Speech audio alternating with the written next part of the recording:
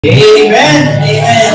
Good morning po sa lahat. Welcome po sa Jesus Scriptures Tipolog sa ating English Tagalog Worship and Healing Service. Sabihin mo ka rin mo magandang umaga.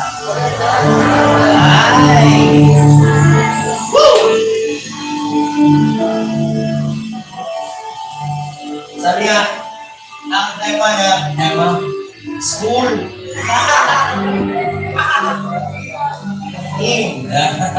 Ang ang buwan natin, ang buwan na to ay Christ's love is the answer. Building stronger relationships. Sabihin natin, relationship. Naranasan mo ba natin magmahal?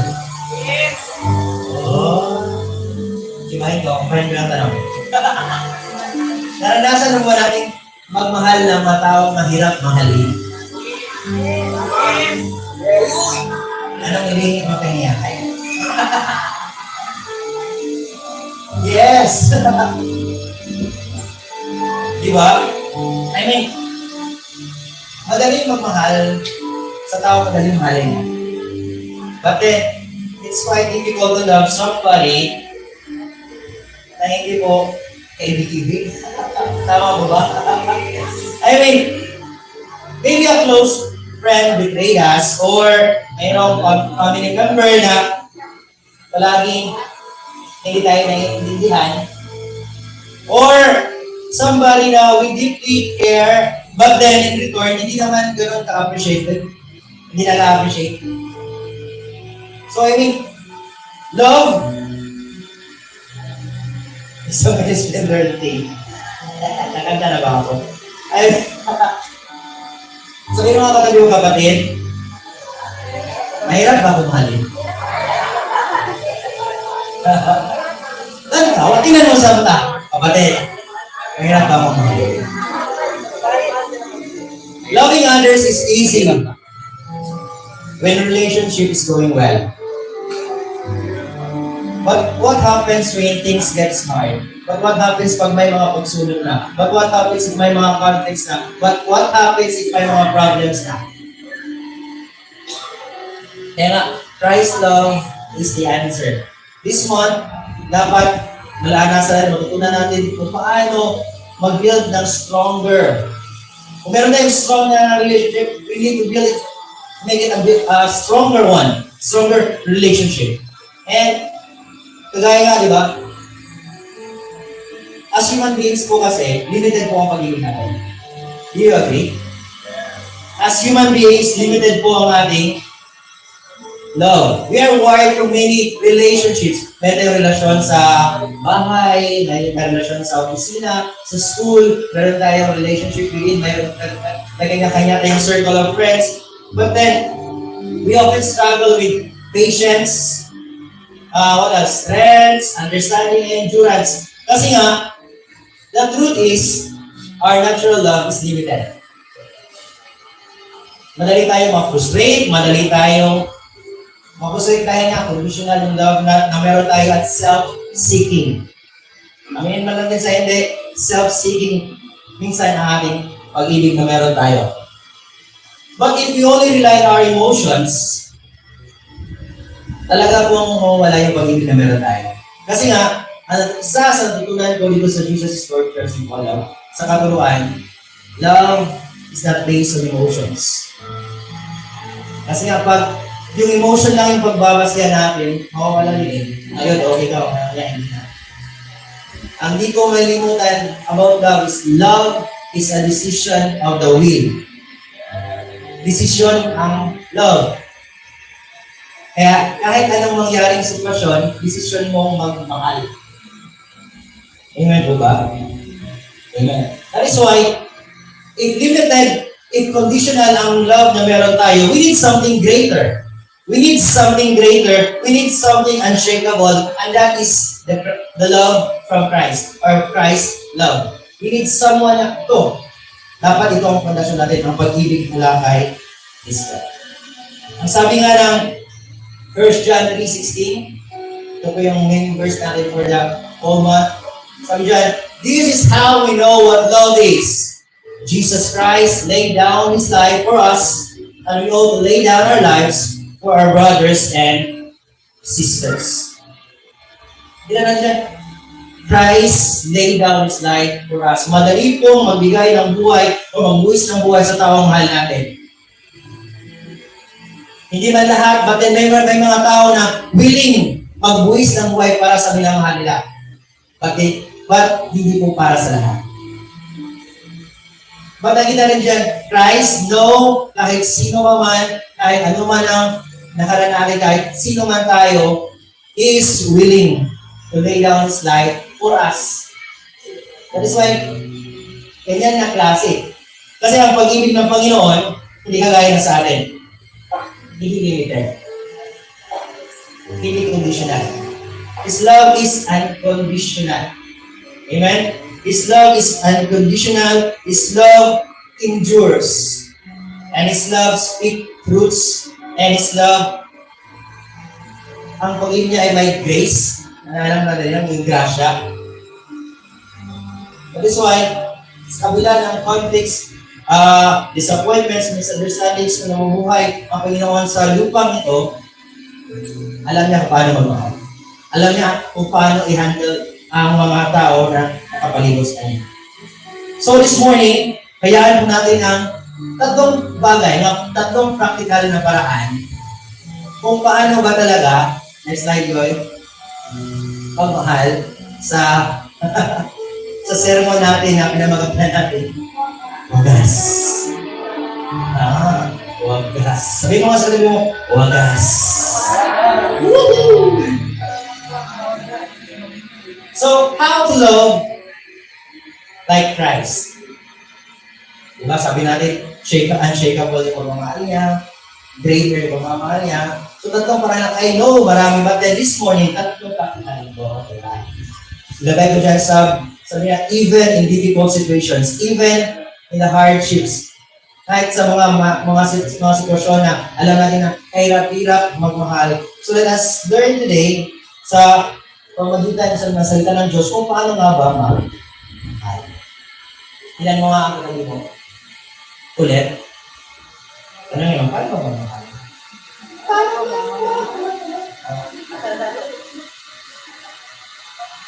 Basahin natin sa 1 Corinthians. Sabi dyan, 1 Corinthians 13:4, sabi dyan, love is patient, love is kind. It does not envy. It does not boast. It is not proud. Unang-una po, nakita ko na klase ng pagmahal ng Panginoon. How He loves, especially during these times, nandito siya sa lupa. During sa times, kasi sa Bible, nakita natin yung sa gospel, most of this time, nakita natin doon kasama ng mga disciples niya. Di ba? And alam natin na nalitest yung patience ng Panginoon. Bakit? Kasi hindi ganoon kadaling magiging umili yung mga disciples niya. Di ba nasabi mo niya, how long, hanggang kailan ba ako dapat kasama niya? Di ba sabi ganoon? Kailan nyo maiintindihan? Because for 3 years kasama sila, magkakasama sila. That is why number 1, how to love like Christ, even in difficult situations. Let's love with patience. Everybody say patience. Jesus showed patience with His disciples. Even when they were slow to understand, anong mahirap lang hindi? Nahirapan silang intindihin yung teachings ng Panginoon. Kasi nga, sa mundo, ito ang teaching sa Panginoon, bakit iba? Bakit sa mundo kasi dapat mag-say? Bakit sa Panginoon dapat magbigay? Sa panahon kasi, before Christ, an eye for an eye. But then, pagdating sa Panginoon, nang dumating na si Kristo, bakit? Love your enemy. And forgive those who hurt you. Kaya, nahirapan nilang intindihin yun, minsan, nagdadoubt pa nga sila eh. Di ba? And, they made mistakes. But the Lord Jesus Christ Himself, sa Kanyang loving na nature, He is patient. He is patient. Up to this now, kahit nasa mabuhay natin, He is patient with us. Yeah. Diba? Palagi natin yan, ang mga disciples nito, ang mga disciples yan, si Don din naman eh. Tayo din naman eh. But then the Lord still is patient to us. Kaya nga, if the Lord is patient to us, why can't we give patience in return pa sa kapwa natin? Palagi natin hindi na, nakaka-frustrate na to nakaka-ulit-ulit na lang. But then, ganoon din naman tayo sa harapan ng Pinoon Doon, ulit-ulit na lang. Ganyan lang palagi. But it is patient. That is why, palagi natin hindi na, Christ's love is the answer. Dapat i-reflect natin palagi na yung sitwasyon na kinakaharap ko sa tao ito, sa mga tao na makalibot sa akin, is the same thing na ang buhay ko sa harapan ng Panginoon. Parang naman, si Lord na, kaya niya ako yung pili. Si Lord na, hindi pasensyoso sa akin. Why not I return to somebody or to the people around me? Amen? Nauubos na ba tayo ng pasensya? Because it means kanina kahit na na-frustrate tayo, dapat extend pa natin Di ba? Paubos na. Ay, narinig natin, konti na lang. Paubos na pasensya ko. Ganun na lang kasi. But then, this morning, let me tell you that the Lord is telling us now that we need to love with patience. As He is patient with us still up to this moment. Amen? Sabi nga dyan sa next verse, next slide please yun. A hot-tempered person stirs up conflict, but the one who is patient comes a quarrel. Usually kasi, yan yung isa sa dahilan kung bakit may pagtatalo. Kasi nauubusan ng pasensya, di ba? Nauubos ng pasensya. Nauubos naman talaga ang pasensya. Sabi niya, sinabi ko. But then, before we burst out, before tayo sumabog na sa kung ano man nararamdaman natin, let us go back to Christ and ask, Lord, sasabog na ako. Para makita natin na, teka, dapat noon pa sumabog na Panginoon sa akin, but hindi siya sumabog. He still, meron pa rin grace. 2024, marami na yung testimony na dumaan sa kabutihan ng Panginoon up until now, 2025, He is still giving us the grace, the patience that we don't deserve. In life, we often face situations where waiting is difficult. Di ba? Mahirap maghintay. Whether waiting po sa kagalingan, healing, waiting for some breakthrough, waiting sa promise. But then, ang promise, but then, if we have patience kasi, just like Abraham, di ba? Si Abraham nga, nangyari ka Abraham. Ang promise sa kanya, siya na, ano promise sa kanya? Father of many nations. But then, sa anong edad pa siya binigyan ng anak? Tapos isa lang. But then, kasi Sarah, di ba? Tumawa na ng laman. Yung anak ka next year. Wala na ka next year. Kaya nga Isaac yung pangalan. Kasi tumawa siya. But then, the promise of God, if we are patient enough, narating talaga yan. Amen? Sabi nga ni sa Aldab, sa tama, when relationship face challenges, when prayer seems unanswered, or when life feels uncertain, we can hold on to the truth that God's timing is never late. Yes.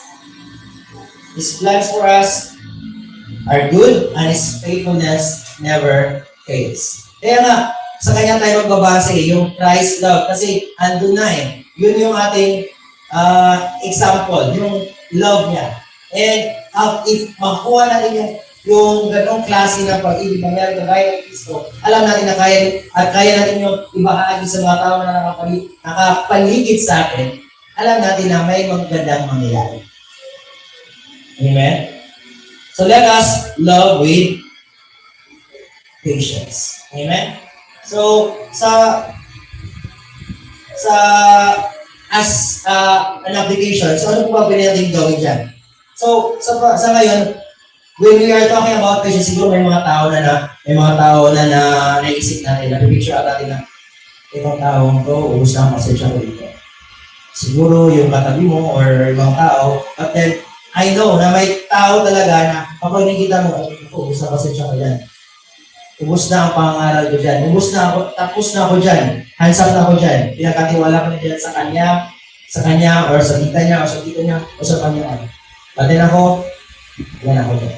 So, that is why, let us learn to have patience. So this time, if meron tayong ganun na iniisip, then let us ask for forgiveness. Kasi nga, kailangan natin na maging pasensyoso pa. Let us love with patience. Kaya nandyan yan sa buhay natin kasi alam ng Panginoon na tayo ang right person for that person. Na kailangan ng tao magmamahal sa Kanya na kayang magpasensya sa Kanya. And if we get yung strength, yung patience pattern from the Lord, kaya rin natin ibigay yun sa Kanya. Amen? Amen. Sabi ng katabi ulit, love with patience. Love with patience. Amen. Pangalawa po, sabi dyan sa Ephesians 4, verse 15, instead, speaking the truth in love, we will in all things grow up into Him, who is the head, and that is Christ. Loving Christ means being honest. Everybody say, honest. Speaking the truth. Diba? Kasi nga, ang pagsabi kasi ng pagtunganan ay medyo, hindi naman talagang mahirap. Mahirap. Sino ba gaya ko dito na ayaw ng confrontation?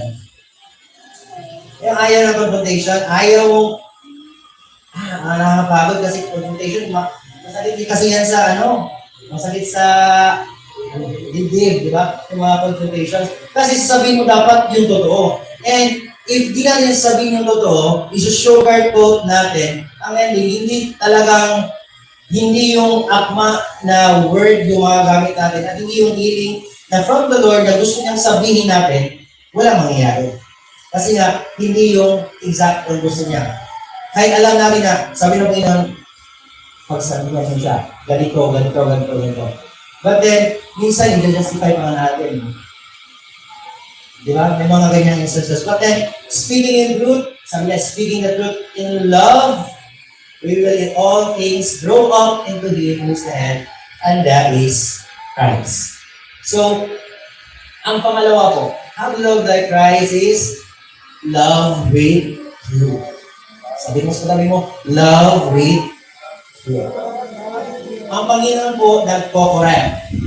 Ang Panginoon po ay nag-rebuke. Ang Panginoon po ay nagtuturo. And dapat tayo din po dapat ay nagko-correct. Tayo po dapat ay nag-rebuke. Tayo po dapat ay nagtuturo palagi. Pero ang goal natin is maibalik sila o mapalapit sila sa Panginoon. True love does not mean tolerating sin. Again, ulit ko, hindi po ibig sabihin na tinotolerate natin ang sin sa pag-ibig na sinasabi ng but avoiding difficult conversations. But it means guiding others with grace and truth. Hindi natin kailangan na i-avoid yung difficult conversation. Dapat natin harapin yan para makatulong tayo sa buhay. Minsan nakikialam tayo. But then, as a family in Christ, sa pamilyang ito, and based on my experience, those confrontations na naharap ko within the leadership helped me a lot. Kung paano ako naging ganito ngayon. I mean, kung wala yung mga confrontations na yun, I don't know kung saan ako. Kung hindi ako na-review noon, I don't know kung saan ako ngayon. Kung hindi ako naturuan noon, I don't know kung saan ako ngayon.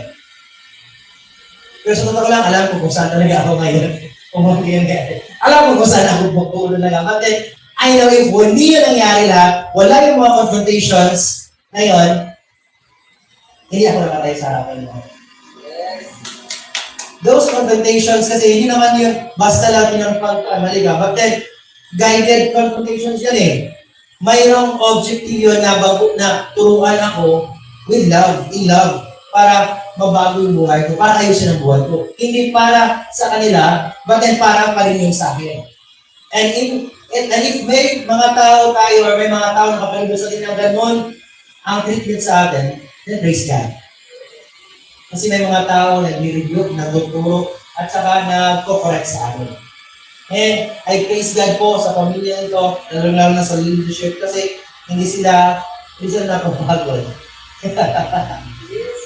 they are patient enough and they are at least speak the truth. Alright? That is why, kaya nga, let's love with them. Sabi nga ng salita ng Diyos, ng King David, kung pag-realize ng King David. Si King David po, alam natin na magaling na pinuno, magaling na hari. He is the one that is the man after God's own heart. Di ba?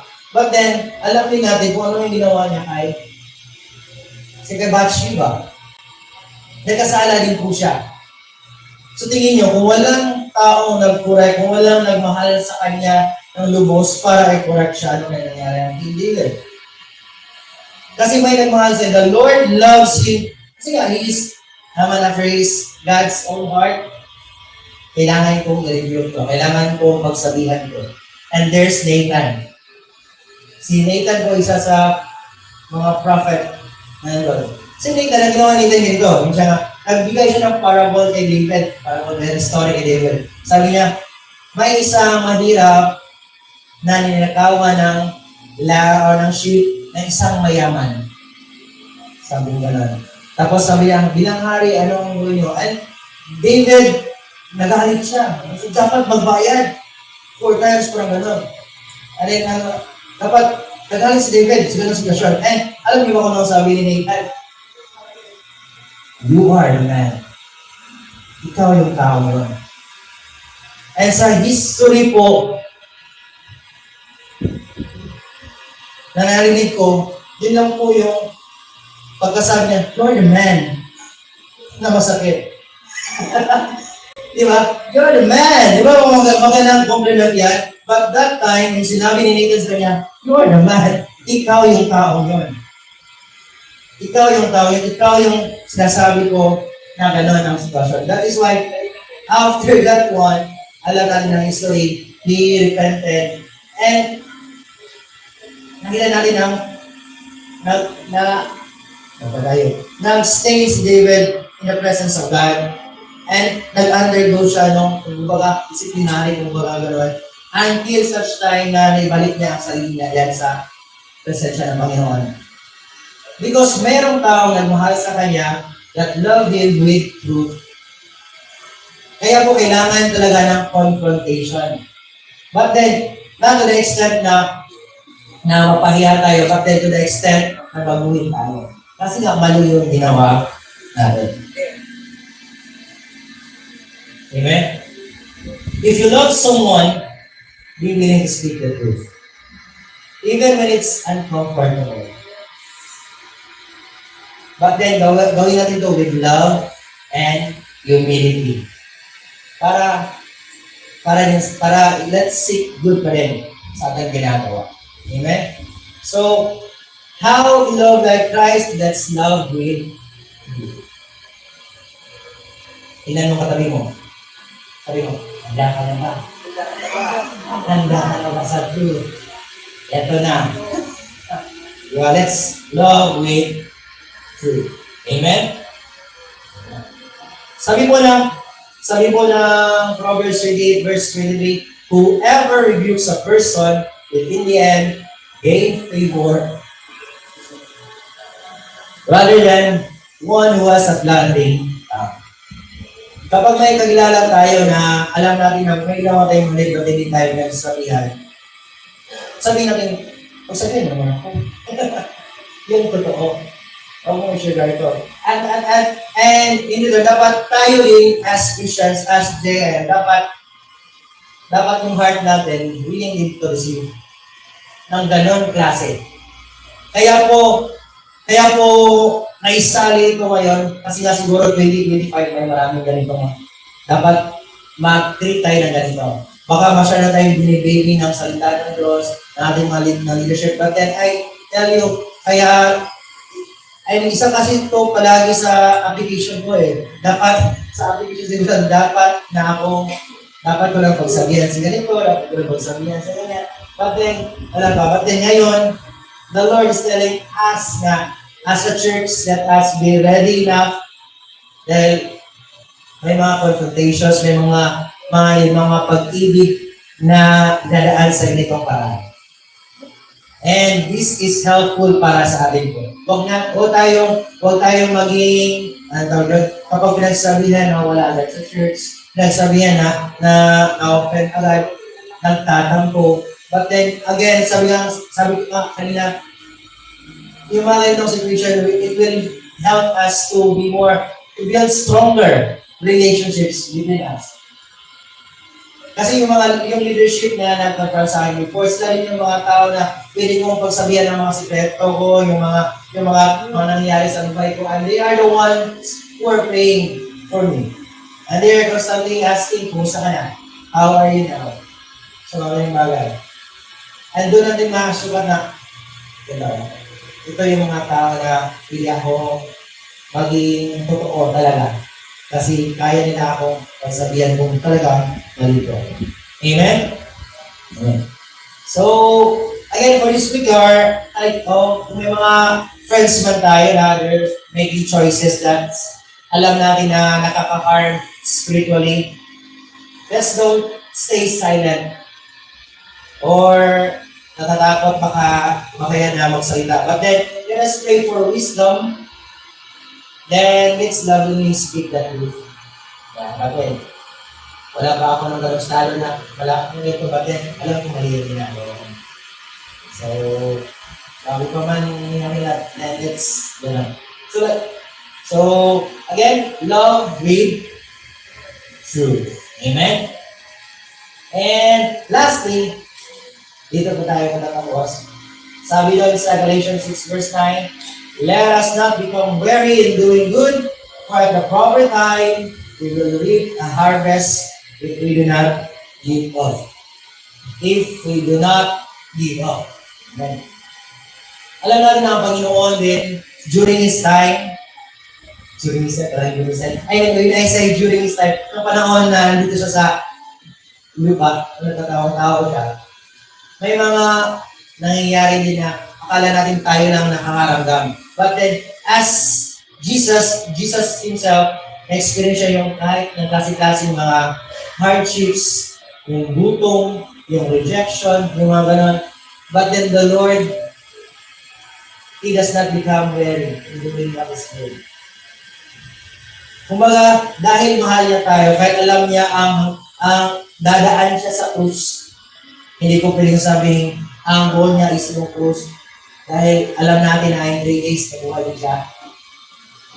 Dadaan siya sa krus. Alam niyang dadaan siya sa krus. But then, nagpatuloy siya dahil sa love niya, sa pag-ibig niya para sa atin. And number 3, ito po yun. Love with endurance. Marami po talagang problemang darating. Marami po talagang mga obstacles na darating sa buhay natin. Conflicts, between relationships sa kahit saan.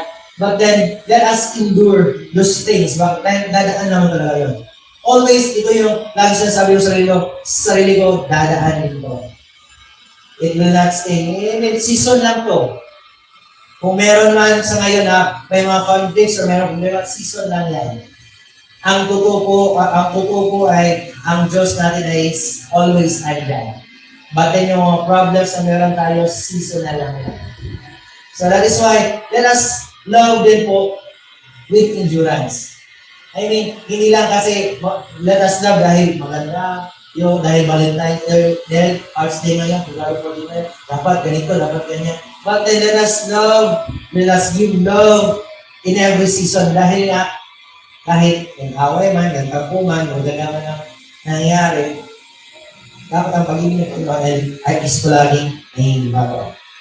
Jesus endured rejection, betrayal, alam mo natin yan, and suffering. Yet, He never stopped loving.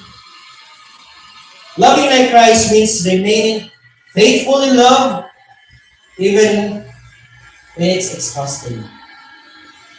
Kahit nakakapagod na at lahat, let's remain in love.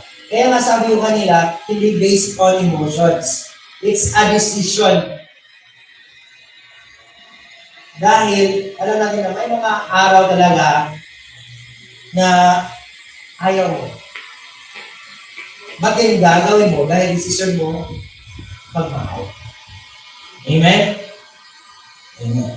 So let us love with endurance. I mean, sa Bible, may dalawa pong personalities or character na ganun. Like sa Old Testament, si Job, di ba, alam natin nangyayari kay Job, yung pinagdadaanan niya, he endures. Sa panahon din sa New Testament, si Paul naman, di ba, marami siyang pinagdadaanan. Sabi nga niya, I have worked much harder, been in prison more frequently, been flogged more severely, and been exposed to death again and again. But despite all his suffering, Paul did not stop. Di ba? Hindi siya, ayaw ko na. Kahit na nung last part na nung pabalik na siya, mayroong prophet na tinali siya. Sabi doon nga, kapag pagpatuloy mo to, ganito ang mangyari sa'yo. Di ba? Nakatalo siya. But then Paul said, teka, hindi yan ang goal ko. Hindi lang ang may tali yung goal ko, di ba? Hindi mo, willing akong pumatay para sa love ko sa Panginoon at sa church. He endured because he loved the church and wanted them to know Christ. Isa rin yun. Paul never stopped preaching. Hindi siya natapos bigla, okay ako, tanda ako, ano yun ako. But he never stopped. Because his love is patterned kay Christ. Alam niya, naiintindihan niya that Christ's love is the answer. And dapat laging ko to sa bawat lugar ng makikita. And kahit anong persecutions man, kahit anong ilang shipwrecks man na nangyari sa kanya, nag-endure pa rin si Paul. Sabi nga ng 1 Peter 4 verse 8, no. Why we need to why we need to love with endurance? Because sabi dyan, above all, love each other deeply because love covers over a multitude of sins. If yung galit, yung unahin natin in regards to deal with every situation, kaya may gulo, kaya may away. But then if we love each other deeply and yung pagmamahal talaga yung isentro natin sa bawat relasyon na meron tayo. Again, it will build a stronger relationship between us. Dahil man kita, alam kong mali yung ginagawa mo, alam kong nagkamali ka. But then, dahil mahal din kita, ay kitang patawarin. The same thing na ginawa ng Panginoon sa atin. Because God so love us, kahit ilang pagkakamali meron tayo, kaya na tayo patawarin. Diba Christ's love basically evolves hindi sa mga nangyayari or sa mga points na sinasabi ko, but then sa buhay na meron tayo sa harapan niya. If you reflect all the yung mga frustrations na meron tayo, rejections na meron tayo, yung mga bagay na hindi kaaya-aya sa atin, let us learn to look again to God para makita natin na ganun din pala ako sa harapan ng Panginoon. So that every time harap ulit tayo sa tao, alam natin kung anong gagawin. Every time na pagod ka na, harap ka rin sa Panginoon. And then, the Lord will show you na hindi siya napapagod, hindi napapagod ang Panginoon sa akin. So that is why, pagbalik ko, pagharap ko sa kapwa ko tao naman, I will show the grace kung saan ko nakuha from the Lord.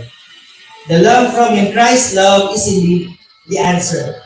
If we pattern it from Him, if we get it from Him, kaya natin yung ibigay sa iba. Di ba nga? Hindi tayo pwedeng magbigay ng mga bagay na wala tayo. At kung wala tayong ganon, talagang wala mangyayari. May gulo, may hiwaan, may tampuhan, may mga relationships na wala.